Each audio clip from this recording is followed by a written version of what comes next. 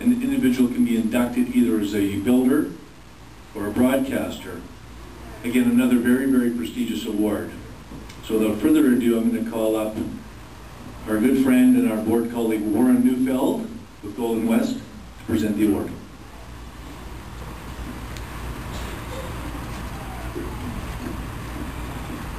Thank you. October 10, 1960. The Beatles were making a name for themselves on the UK charts. Elvis was resuming his film career after a brief stint in the US Army, and John Aune made his debut on CFRY in Portage Prairie. A true pioneer of Canadian broadcasting, John Aune has enjoyed a remarkable 48-year career in Canadian radio. A native of Elm Creek, Manitoba, John moved to the big city in 1960 to attend the Winnipeg National Institute of Broadcasting. Midway through his broadcast training, John was offered a position at CFRY in Portage. It was the start of John's incredible radio career.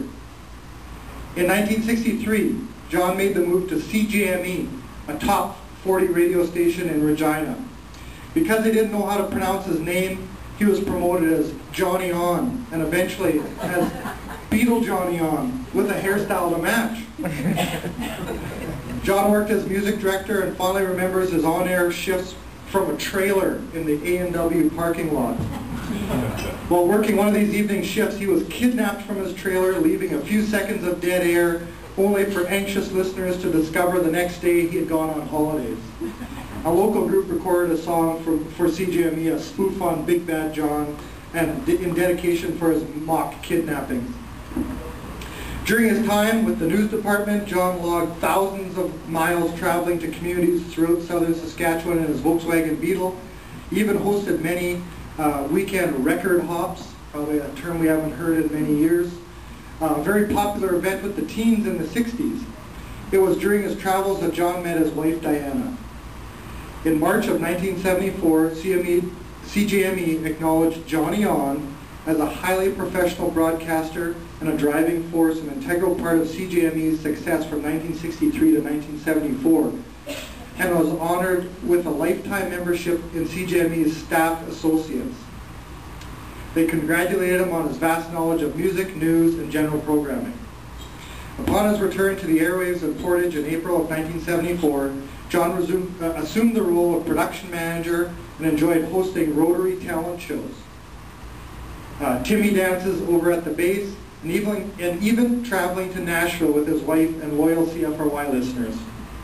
After a brief break from radio, John returned to host the CFRY Sunday Request Show, and in 1988 resumed a full-time role with the on-air team. John's been hosting the Sunday Request Show for over 20 years and continues to enrich the lives of listeners throughout Manitoba. John is a past member of the Freemasons. He has a passion for the Tour de France, the Blue Bombers. He's an armchair curling fanatic. He loves reading and puzzles, a competitive game of hearts, a good fish fry, and surfing the net for his favorite music. When he's not at the radio station or indulging in his many hobbies, John enjoys time with his wife, their daughters, 4 granddaughters, and 1 grandson.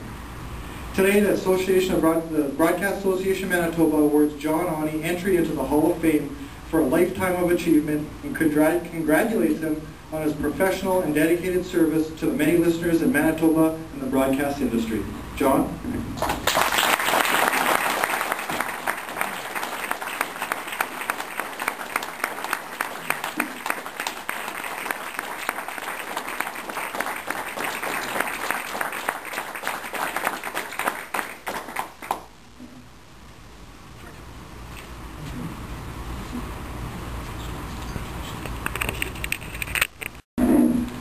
Trent, this could happen to you.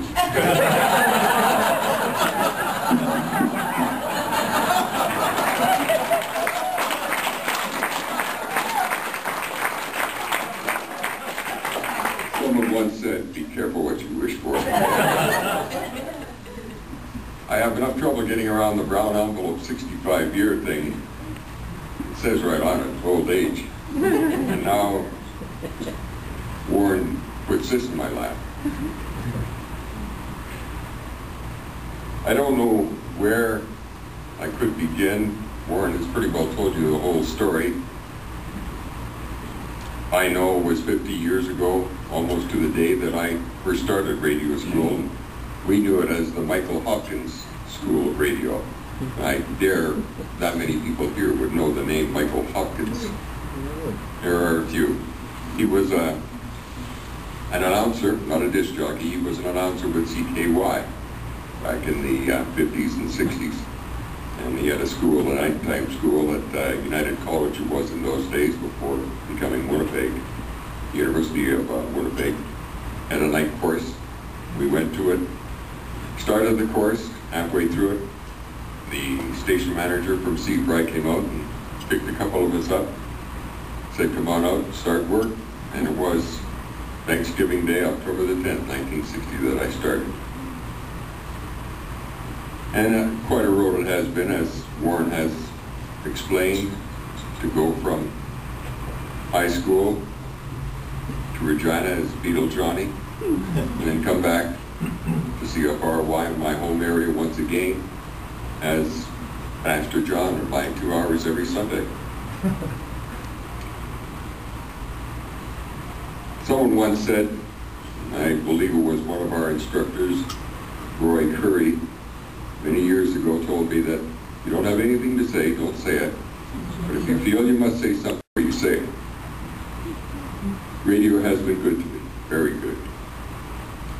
As you know, when I went to Saskatchewan, we did record hops at one small town in Saskatchewan, off the beaten track, by the name of Dummer, D-U-M-M-E-R. I met my wife. A few years later, she said yes.